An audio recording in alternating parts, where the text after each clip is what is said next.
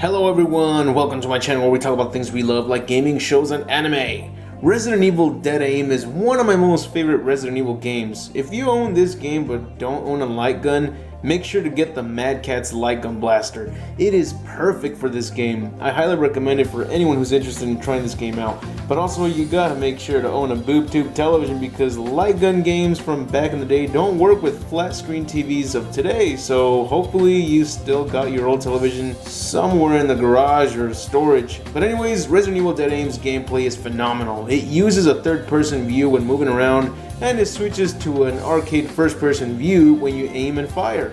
Also, you can move around and walk in this camera view as well. And again, it works perfectly with the Mad Catz light gun blaster. But anyways, today we'll be taking a look at this awesome game, so sit back, don't lick your games, and let's begin. Number 10. The game's storyline takes place 4 years after the Raccoon City incident, and as you'd expect, the ocean liner is owned by Umbrella. It's even called Spencer Rain. This could mean that Oswald E. Spencer, one of the founders of Umbrella Pharmaceuticals, is the owner of the ship, or anyone from his family.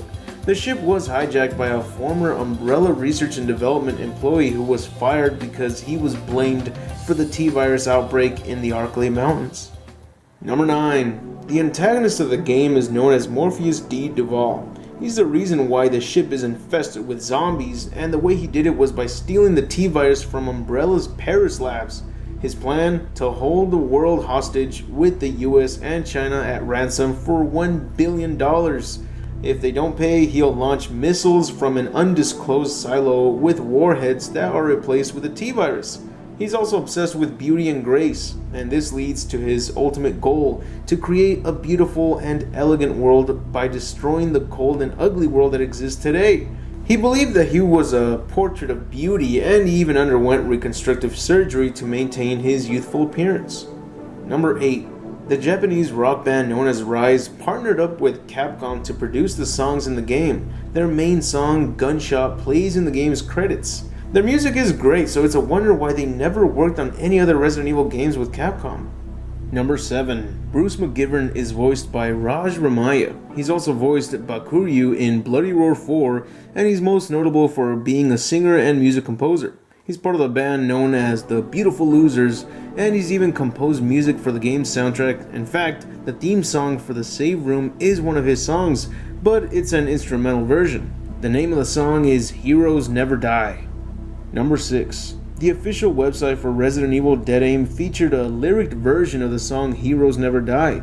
It's actually known as a secret feature. It isn't anything surprising when you watch it, but hey, this song is too good to even care about the video itself, so enough said. Number 5. One of the interesting things we see in this game is that we get to see the experiment of a combined virus, the T-virus mixed with the G-virus.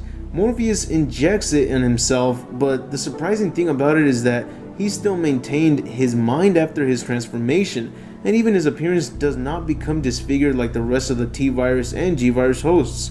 But another notable thing is that he has a feminine body, which could mean that he probably had some gender reassignment surgeries, or the virus somehow gave him the appearance he's always wanted, that mixed with the speed and strength of a tyrant. Number 4. Bruce and Fong Ling have never made an appearance in any other Resident Evil game, but they have been featured in a crossover game called Namco X Capcom. Sadly, the game only came out in Japan. The game does have an English patch to it, so it would be great if we got a downloadable version of Namco X Capcom on PlayStation Network someday. Number 3. There is a part near the end of the game where you get to play as Fong Ling, but in case you weren't aware, you can actually play as her from the start of the game by taking Bruce's place. In order to do this, you must first complete the game, then start a new game using the same save to play through the game as Fong Ling, and that's it. Also, the title screen will change from blue to red once you've completed the game once on any difficulty. Number 2. Just like most early Resident Evil games, after beating the game, you can get rewarded with weapons from the start and even get infinite ammo. You can start the game off with all handguns and a shotgun if you beat the game with an A rank on easy, or go big by beating the game with an S rank on hard difficulty to start the game off with all weapons and unlimited ammo. You'll have so much fun when you unlock this. I always went with the unlimited ammo assault rifle because I got to pretend I was Rambo in a zombie infested ship, shooting everywhere without any ammo consequences. Number 1. Resident Evil Dead Aim was also known as Gun Survivor 4 Biohazard Heroes Never Die. That is such a long title for a Resident Evil game. Also, this would mean that this game connects with the Survivor storylines, which isn't something to be excited about, so surely that had to change since nothing connects to the previous Survivor storylines. But to call it Survivor 4 would mean that there had to have been a Biohazard Gun Survivor 3, which there isn't. This must have confused players in Japan. Now, to make it even more confusing, the game Dino Stalker for the PS2 was published by Capcom, and in Japan they decided to call this game Gun Survivor 3 Dino Crisis, meaning that this is actually considered to be a sequel to the Resident Evil Survivor 2 Code Veronica game, also known as Gun Survivor 2 Biohazard Code Veronica. I don't even know where to start with this, but the main thing I want to mention is that I owned the game Dino Stalkers for the longest time, and I'm just barely finding out that this game is a part of the Dino Crisis storyline. Am I the only one who didn't know this? But most importantly, does this mean that Resident Evil and Dino Crisis are both in the same universe? That's gotta be one hectic world to live in.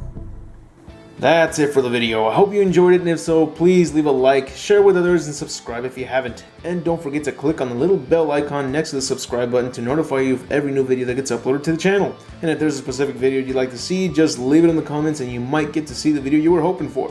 Also, follow me on Twitter to find out which videos are up next and whatever random posts I make.